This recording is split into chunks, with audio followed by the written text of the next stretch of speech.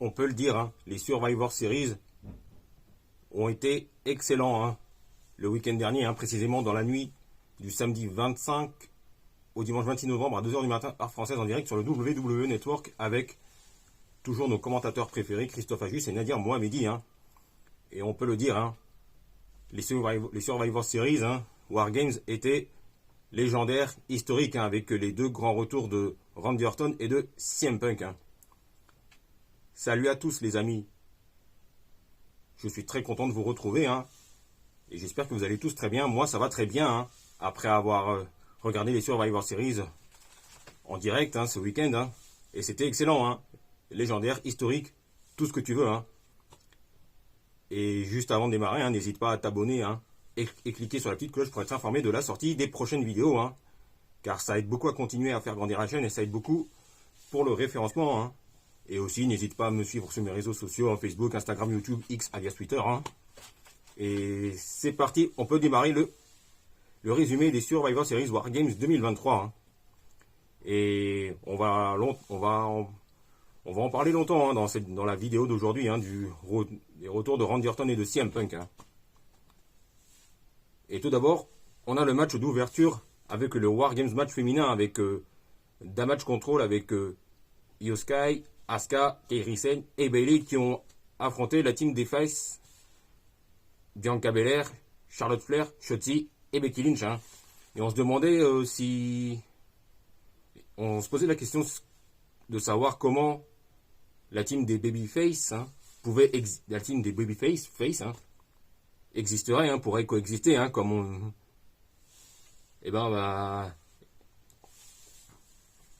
ça s'est très bien passé, hein, dans ce match, hein, donc pour ce qui est des Babyface, hein, et aussi même dans la team Damage Control, hein, on a eu d'excellents moments, hein. Et comme vous le savez sans doute, hein, enfin moi je l'avais vu venir, hein, c'est Bayley qui s'est pris tous les finishers des Babyface, hein, et on a eu Becky Lynch qui a porté son finisher, le sorte de rock bottom, hein, enfin j'arrive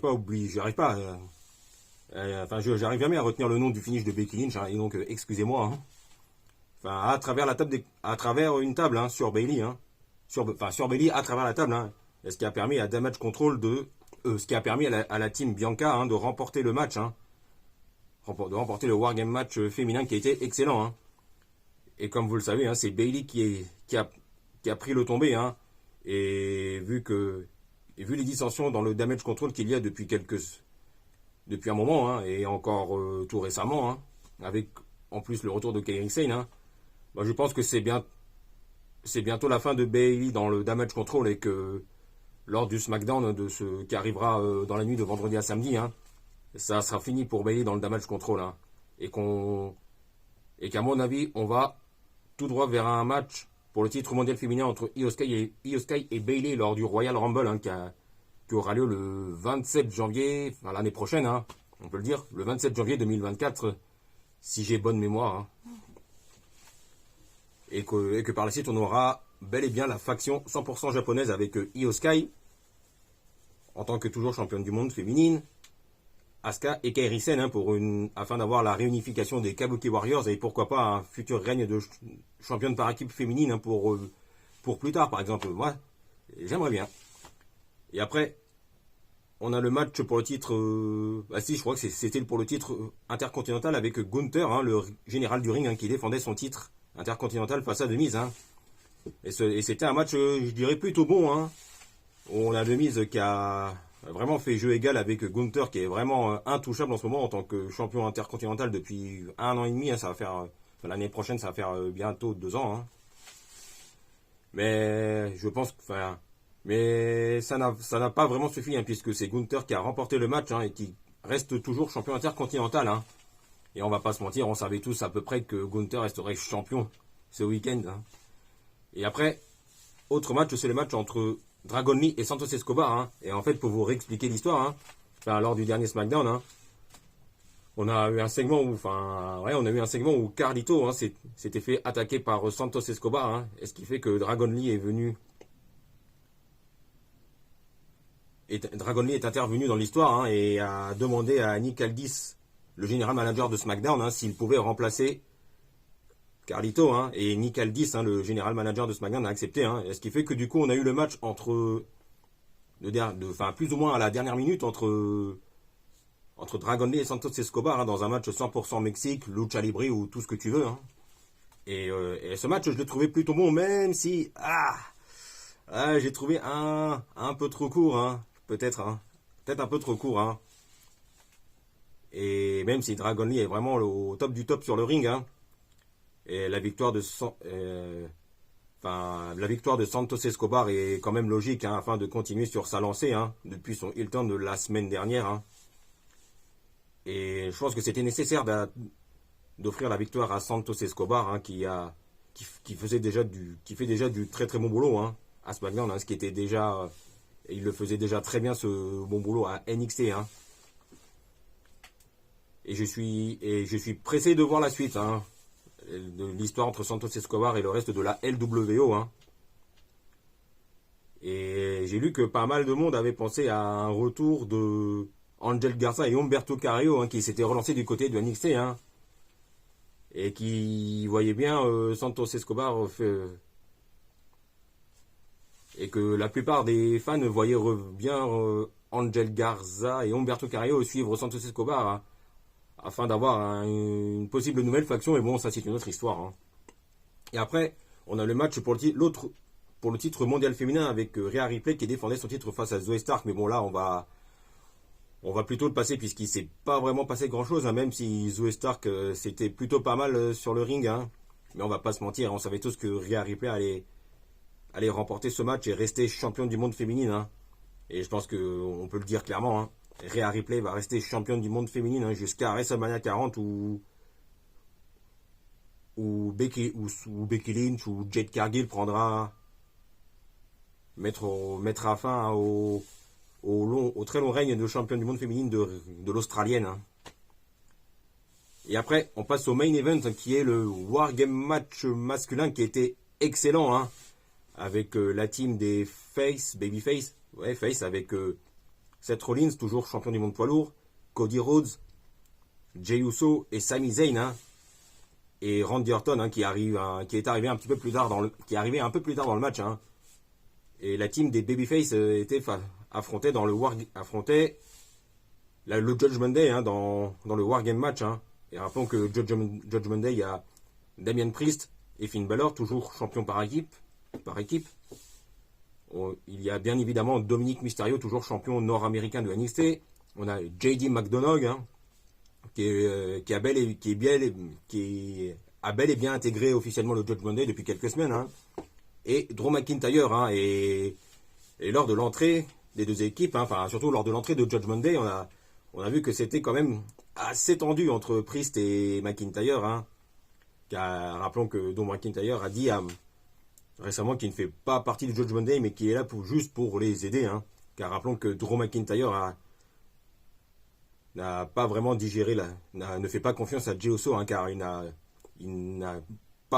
pas digéré la défaite l'année dernière, hein, à Clash à The Castle, hein, à cause de la Bloodline. Hein. Donc ce qui fait qu'on aura probablement un gros programme entre Drew et Jay, hein, pour un peu plus tard, hein, dans les semaines à venir. Hein. Et le Wargame, et comme je vous disais, hein, il y a quelques instants, hein, Randy Orton va arriver un peu plus tard, puisque dans un premier temps, hein, la team des Babyface ne sont que 4. Hein. Et on a eu tout ce qu'il fallait. Hein. Et toutes les armes ont été bien utilisées comme il faut. Hein. Et vers la fin de match, on a eu... alors que Orton mettait du temps à arriver, on a la musique de Rhea Ripley qui est retentie, hein, qui est arrivée avec la mallette Money in the Bank de Damian Priest, hein, afin d'essayer d'encaisser le contrat sur Rollins, hein, afin d'être champion du monde poids lourd. Hein. Mais là, ce n'est pas arrivé, puisque la musique d'entrée de Randy Orton a retenti, hein, et moi ça m'a fait plaisir. Hein. Moi qui suis un très grand fan de Randy Orton, hein, depuis la grande époque de la génération Catch Attack sur NT1. Hein, et Randy Orton a fait son grand retour et très affûté. Hein, il a eu une bonne shape. Hein. Et car ça se voit clairement, hein, Randy Orton a passé, lors de sa convalescence, est passé entre temps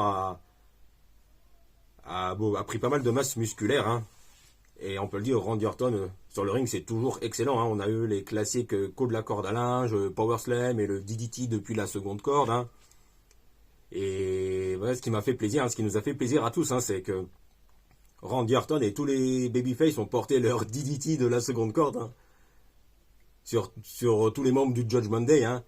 Et vers la fin de match, on a Randy Orton qui a apporté son RKO out of nowhere. Hein, un RKO spectaculaire hein, sur JD McDonagh. Hein, alors que JD McDonagh s'est trouvé en haut de la cage hein, et qui a été qui a été poussé par je ne sais plus qui hein, et qui a permis à Randy Orton de porter son RKO spectaculaire sur JD McDonagh. Hein. Et puis ensuite on a Randy Orton hein, et ensuite on a eu Cody Rhodes hein, qui a apporté son Crossroads hein, sur Damien Priest hein, afin de permettre à la team, à son équipe de remporter le match face à Judgment Day dans ce Wargame match masculin qui a été excellent. Hein. Et vers la fin, on a les crédits de la fin du PLE qui sont affichés hein, pour nous faire comprendre que c'est la fin, mais ce n'est pas vraiment la fin les amis, hein, puisque on a eu bel et bien le grand retour de CM Punk chez lui à Chicago. Hein, donc CM Punk est bel et bien de retour à la WWE hein, et il a bel et bien fait son grand retour lors des Survivor Series hier soir chez lui à Chicago. Hein, et moi ça m'a fait plaisir. Hein, moi qui n'y croyais pas trop à un retour de CM Punk, hein, vu sur le passé qu'il a, hein, vu que c'était tendu avant son départ de la WWE, hein, que c'était tendu avec certaines et qu'actuellement c'est tendu avec pas mal de superstars. Hein, et je crois que en plus, hein, d'après ce que j'ai compris, d'après ce que j'ai eu, hein, c'est tendu entre Punk et Rollins, hein, il me semble, hein, notamment. Hein. Et moi, ça m'a fait plaisir, hein. Ça m'a fait grand plaisir de revoir CM Punk hein, faire son grand retour chez lui à Chicago. Hein, moi qui suis un grand fan de CM Punk, hein, depuis la grande époque de la génération Catch Attack sur NT1. Hein. Et CM Punk a eu une grande carrière à la WWE, hein, notamment avec la rivalité face à Jeff Hardy à la fin des années 2000. Hein, c'était en 2009, hein, qui était vraiment excellent. Hein. Et aussi la grosse storyline avec John Cena hein, en 2011, hein, lorsque CM Punk remporte le titre WWE hein, lors du main event de Money in the Bank en 2011 face à John Cena, hein, chez lui à Chicago justement. Hein. Et on a eu sa musique d'entrée, hein, Cult of Personality de Living Color, hein, c'est toujours excellent. Hein. Et moi j'étais vraiment très ravi de revoir CM Punk à la WWE. Hein. Et d'après ce que j'ai lu sur Catch News, hein, CM Punk est déjà annoncé lors du Raw de cette nuit, hein, qui aura lieu cette nuit. Hein. Et je suis pressé de savoir quel gros programme aura CM Punk, hein, même si il y a eu quelques pistes avec notamment ces dernières semaines Shinsuke Nakamura qui a fait référence à CM Punk à plusieurs reprises dans ses promos vidéo. Mais je pense quand même que CM Punk aura un très très gros programme hein, qui sera excellent. Hein.